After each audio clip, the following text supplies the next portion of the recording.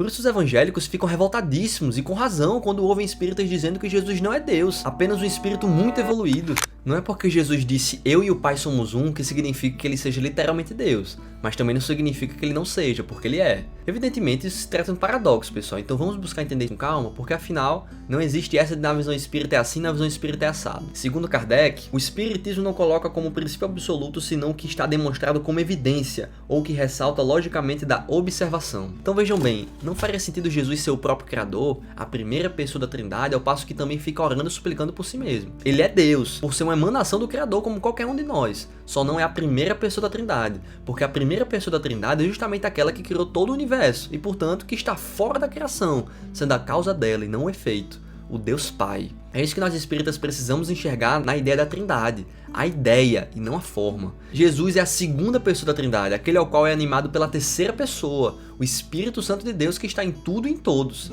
Então Jesus é Deus, porque é animado pelo Espírito Santo de Deus, assim como eu e você. A diferença de nós para o Cristo é que ele é animado plenamente por seu Espírito, sem qualquer interferência carnal. Por isso ele é o único caminho que nos leva a Deus, porque foi a representação do Espírito Santo de Deus que já está em nós e que precisamos buscar. E que inevitavelmente vamos encontrar por meio das múltiplas existências que ainda teremos, cumprindo assim o que ele representou na cruz. Precisamos buscar por Jesus, pelo Espírito de Deus que habita em nós e nos leva à felicidade e à consolação. Isso tudo até um ateu pode encontrar, porque é um contato com o próprio íntimo, independente de qualquer personagem. Só que ter um guia como Jesus facilita mais, claro, porque somos ainda muito materialistas. Precisamos de algo ou de alguém para enxergar e tomar como exemplo. Então Jesus é divino sim, e isso é um fato bíblico muito claro que todo espírita deveria reconhecer.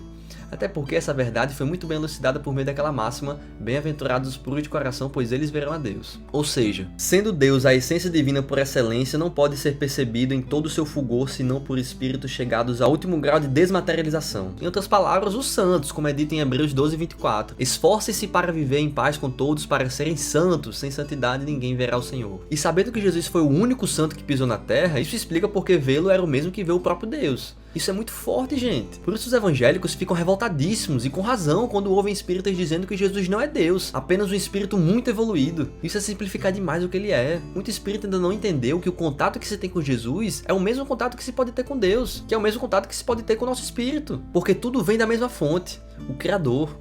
Dizer que Jesus não é Deus é o mesmo que não reconhecer sua grandiosidade. E pior, é também não reconhecer a grandiosidade do próprio Pai de estar em tudo. Como por outro lado, dizer que ele é Deus seria reconhecer que o Criador teria uma espécie de transtorno. Afinal, ele ficava orando e suplicando pela intercessão de si mesmo. Então temos um dilema aqui.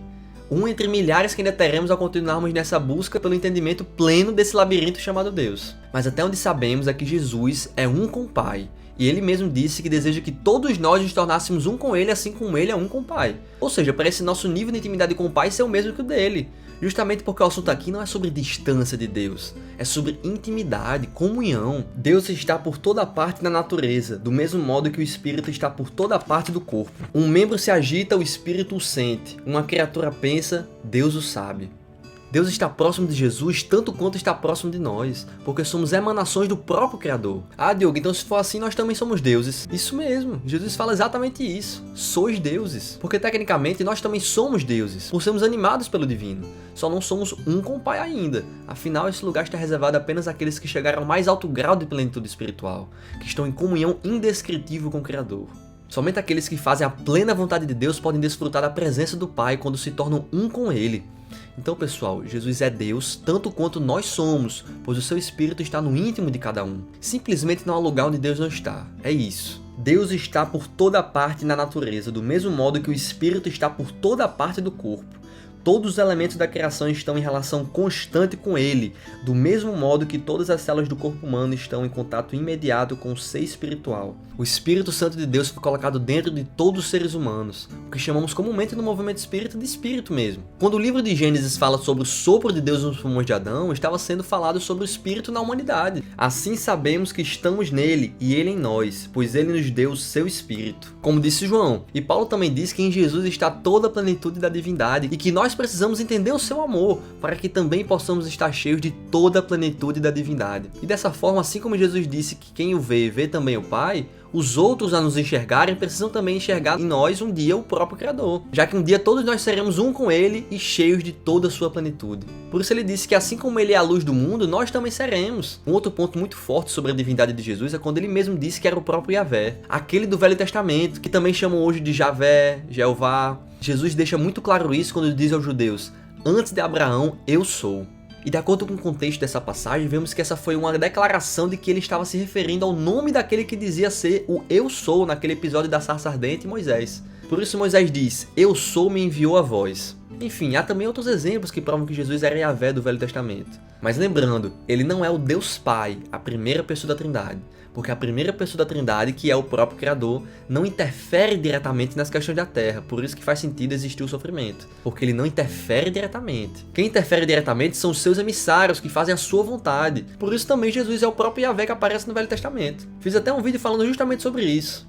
Quando Moisés relata em Gênesis sobre o verbo de Deus ao dizer haja luz, essa luz era o próprio Jesus, a palavra viva de Deus, que é o verbo, a palavra que João Evangelista descreve em João 1, dizendo que estava com Deus e era Deus. No princípio era o verbo, e o verbo estava com Deus, e o verbo era Deus. No princípio ele estava com Deus, tudo foi feito por meio dele, e sem ele nada foi feito. O que foi feito nele era a vida, e a vida era a luz dos homens. Olha a luz que estava na formação da Terra, não era o Sol, porque o Sol nem havia sido criado ainda. Esse haja luz, ou faça-se a luz, que Deus disse, era o próprio Jesus. E Jesus mesmo disse ser o caminho, a verdade e a vida, e que ele era a luz do mundo. Assim como nós também vamos nos tornar a luz do mundo por sermos centelhas divinas, partículas do Criador. A terceira pessoa da Trindade, nosso Espírito, que no final é Deus também. Deus é tudo, gente, mas não está resumido a tudo. Deus está dentro de nós ao mesmo tempo que está fora. Deus pode ser visto ao mesmo tempo que não pode ser visto. Deus é um paradoxo, que se tentarmos entendê-lo 100%, nos perderemos em um grande labirinto.